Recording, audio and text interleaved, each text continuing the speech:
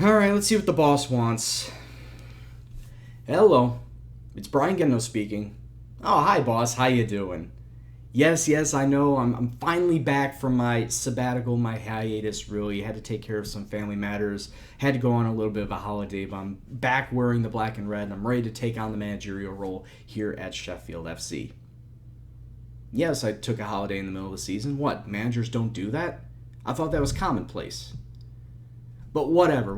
All that matters is I'm ready to take control of the team. I understand we're still in League One for next season. I'm really happy that the assistant manager has taken care of this club and that we are going to be staying up. The assistant manager could be taking my job if I take any more holidays.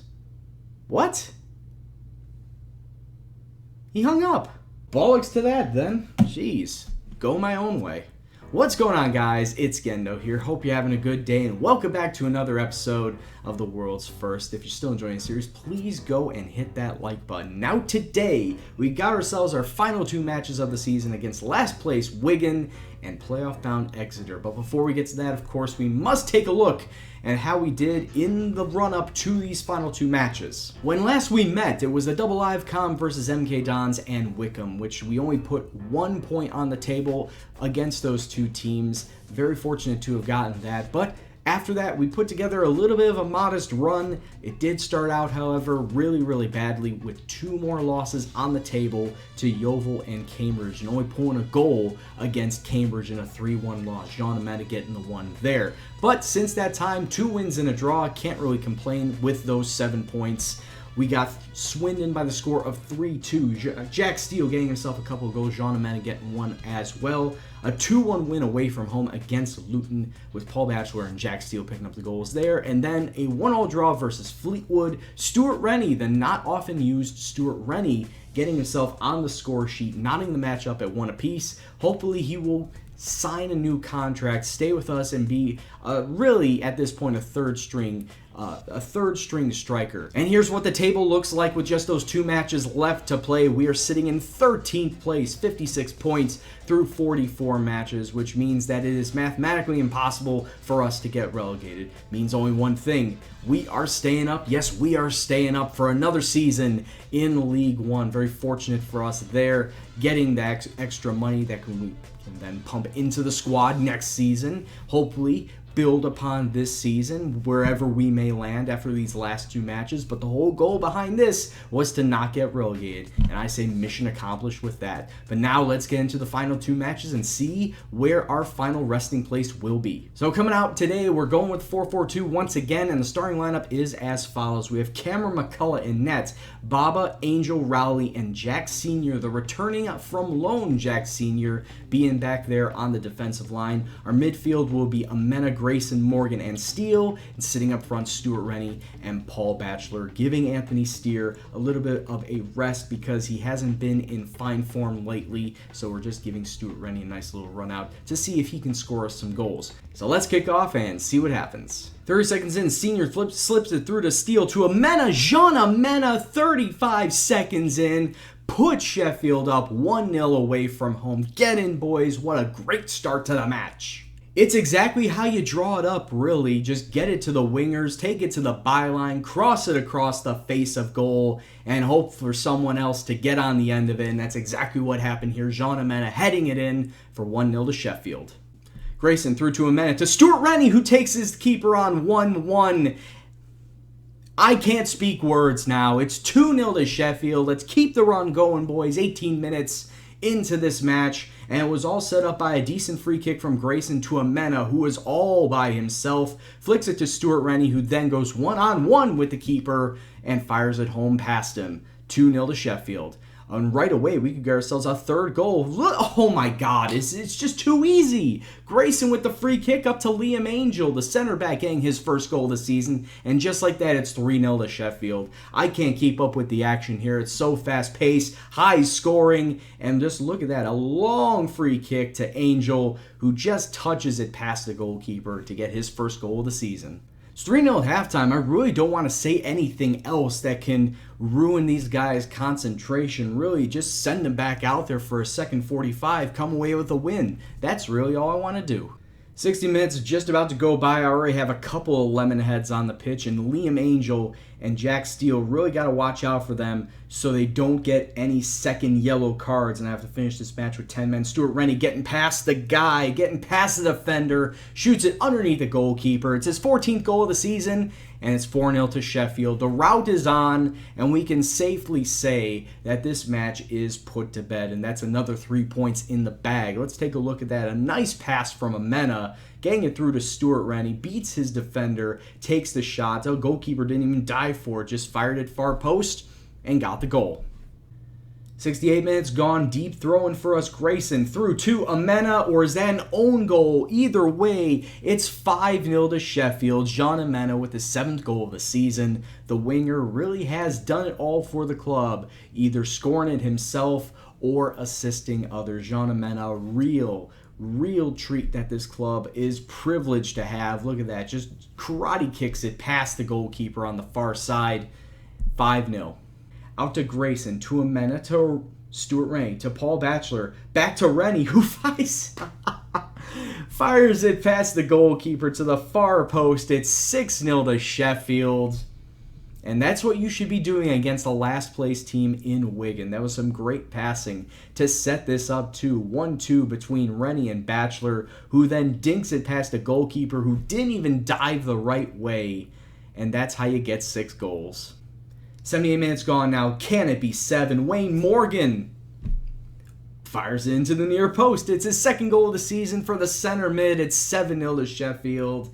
And really, at this point, there's just no need. There's no more need for all these goals, but we're just pressing forward. And the defense just can't do a thing about it. 7-0 to Sheffield. This demolition job has really been the spark that we needed all season, to be quite honest with you. We needed that one defining win throughout this campaign, and we've already secured ourselves into League One, but this really has been our defining moment this season. A nice solid 7-0 victory away from home at Wigan. Congrats all around, boys. But now we have Exeter to deal with, and Exeter sitting in the playoff zone. They're looking to stay up and stay alive in the playoffs, so they're going to look to come out for a win. Let's see who we're going to be playing against them in this final match of the season. One final match, and it's also going to be away from home. It's against Exeter. As I said before, they're a playoff team. They need to get a win today if they want to stay in that playoff hunt to get up into the championship. And we're going to try and play spoiler. And this is what our team is going to look like for this final match. Jack Bonham is going to take over duties between the sticks. Same back line as last match. Same midfield as last match, but a little change up front as well. Anthony Steer is going to be the strike partner with Paul Batchelor, not Stuart Rennie. So let's kick off, see what happens. Hopefully we get a nice win to finish off this season on a strong note. But really, we have had a lot of wasted opportunities in this match. Only 2 shots, none of them being on target, even though we have had the majority of the possession, 57%. Exeter still with the ball. It's just being passed around the midfield. No one really wants to keep control. No one really wants to go forth on attack. And I speak too soon. Jack Steele coming through. Jack Steele putting a nail in that coffin right into the back of the net. Excuse me for calling ball game with that nail in the coffin, that nail in the coffin quote, but Jack Steele just getting around 2 defenders and fires it past the goalkeeper, being 1-0 to Sheffield. Can't do anything better than that. Halftime, very tense, but we are still in the lead. Once again, like with the Wigan match, I don't really want to chop and change too much. Maybe one thing of getting rid of Rome from position, I don't really like that. But we'll also exploit the flanks, pump the ball into the box, hit those early crosses. We want to try and continue putting Exeter on their back foot, continue with our pressure so they don't get an attacking chance. So just like that, let's go back out there. First, second 45, and let's end this season with a win. 60 minutes on, and unlike the last match versus Wigan, Jean Amena has not had himself the best of matches. Anthony Steer also not looking the greatest out there. So we're going to sub him off. Stuart Rennie is going to be coming on. Jean Amena, unfortunately, I don't have Dave Jones because he is still out injured. So Jean Amena, unfortunately, has to stay out there. Kyle Rowley, though, a yellow card and a 6-3-0. Yeah, he's coming off. Jeremy Arthur's going to be taking his place. And I'm going to leave the last sub in the back pocket for now, just in case there's an injury or, worst comes to worst, somebody has to get sent off. Holding on to this lead, 3 minutes of stoppage time on the clock. Exeter with the ball and in a dangerous position, getting the ball through to Dunn. Dunn slips through to O'Donoghue, to Tierney, out to Dunn. This is going to be a goal. Oh, it bangs in off the post, and Exeter have found themselves an equalizer. Really deserved. If you take a look at the stats, they did deserve the equalizer. 13 shots, 7 on target, but you really hate seeing it given up this late in the match with just 2 minutes left to go in stoppage time. It's Exeter 1, Sheffield 1. And you know what? I can't be too mad at the result. Exeter, like I said, they are a playoff-bound team, so I was really, really happy that we were able to lead them for a good portion of the match, have them not quite on the ropes, but at least putting them on the back foot, ultimately coming away with a result like this 1-1 draw. I'm fine with. I'm content with that. It doesn't mean that it was a bad season. It was just we were unlucky on the day. But that does mean that it is the end of this League One season, and where do we stand at the end of it all? 13th place as to where we started on this day. 60 points! 60 points through 46 matches. I thought I would have been sitting down there with Millwall and Luton trying to fight out of the relegation, not get 60 points. So I'd say this was a damn fine campaign, and hopefully next season it only gets better. So I guess that means let's get some real quick final season roundups. End of the season awards. Jake Gallagher, apparently the fans player of the season by a wide margin. 76% of the fan vote. Jack Steele, Jean Amena also receiving votes in there. Goal of the season, Anthony Steer, way back on Boxing Day. I'm going to have to take a look at that and see how good it is. Signing of the season, Wayne Morgan on loan from Leyton Orient. Pretty sure that he is not going to be coming back, but we can always try for next season. He was a stalwart in the center of the park. And then the young player of the season, Jean Amena. That is probably the last time he's going to be down there since he's 24 now. But Jean Amena, a really class winger for this squad. Now, like I said, let's take a look at that goal of the season. Anthony Steer coming through. It was against Wigan at home. Gets around 2 defenders, fires it far post. I'm pretty sure there were better goals than that, but that's a really nice goal. That's a really nice goal nonetheless. Couple of news items that just came across my desk. We actually had some stadium expansion plans in the works, but they have been shelved. As you can see, we originally had a 2,000-seater all-seater. It used to be a lot more, but it wasn't all-seated. It was grassy. Then we upgraded to an all-seater, and they originally were expanding it to 6,500, but apparently lack of funds is preventing us from upping that. To be quite honest with you, I'm really not that happy about that, because getting up to 6,500 seats would have expanded upon that revenue we would have been making, and then in time it would have paid itself off. But it is what it is. And also at the same time, contract renewal talks. Hell yes, I am staying with Sheffield for the next, how many years is it? Let's accept that current vision, and it looks like they are going to sign us on for 1 more year. If we can stay in League One, that's another season and possibly another contract. I love that the chairman thinks that I'm doing a good enough job to get a new contract. I really wish it was a little bit longer because of how long I've already been at the club and of the success that I have brought to this club.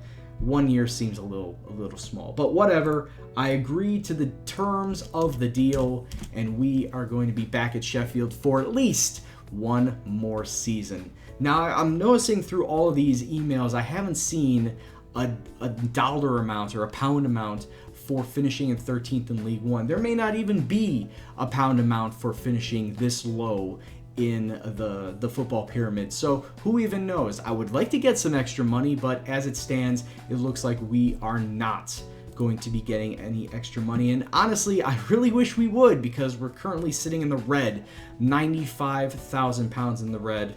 Though, like I said, if there is some sort of monetary compensation that we get in the near future. That'll push us up, and hopefully that'll push us to getting some better signings for the future. But as it stands right now, like I said, we're staying in League One, 13th place, much better than I thought we would have. So with that, we can only go upwards from here, and we can only get ourselves better. So until next episode, which of course will be first of the new season, transfer roundup, etc. I'd like to thank you all very much for watching. If you liked what you saw, please go and smash that like button. Lets me know that you are still interested in the series. And of course, subscribe if you're new and you like the content that you see. Any comments, suggestions, questions, anything else at all, please leave in the comment box below. But as always, this is Gendo, and I'll see you in the next video. Take care, and peace out.